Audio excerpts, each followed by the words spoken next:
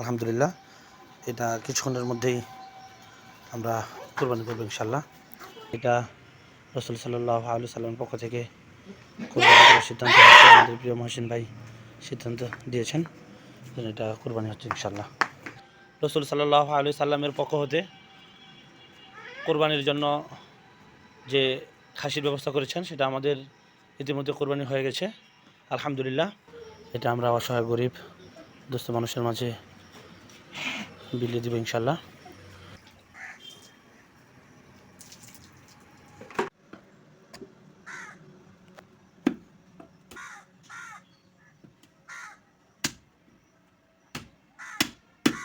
পথকলি development প্রজেক্টের পক্ষ থেকে জনাব মোহাম্মদ সেলিম ভাই ও জনাব মোহাম্মদ মহসিন ভাইয়ের মাধ্যমে আমাদের পঞ্চগড়ের অসহায় গরিব দুস্থ মানুষের জন্য যে খাসির ব্যবস্থা করা হয়েছিল সেটা আলহামদুলিল্লাহ আমাদের সব কিছু কাজ সম্পন্ন হয়ে গেছে, প্যাকেজিংও হয়ে গেছে। এখন আমরা অসহায় গরিব দুস্থ মানুষের কাছে পৌঁছাবো ইনশাল্লাহ। আমাদের সেই খাসির গোস্ত 11 কেজি হয়েছে আলহামদুলিল্লাহ। আমরা সকলেই পথকলি ডেভেলপমেন্ট প্রজেক্টের জন্য দোয়া করব। তো পথকলি ডেভেলপমেন্ট প্রজেক্টের ব্যবস্থাপনা জনাব সেলিম ভাই ও মহসিন ভাই যে কোরবানির ফিকির করেছিলেন তা থেকে আমাদের বিতরণ কাজ চলছে।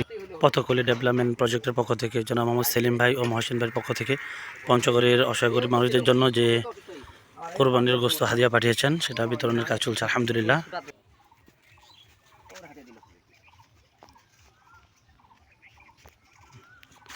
আলহামদুলিল্লাহ, আপনারা সবাই পথকলি ডেভেলপমেন্ট প্রজেক্টের জন্য দোয়া করবেন ইনশাল্লাহ। আসসালামু আলাইকুম রহমতুল্লাহি ওয়া বারাকাতুহু।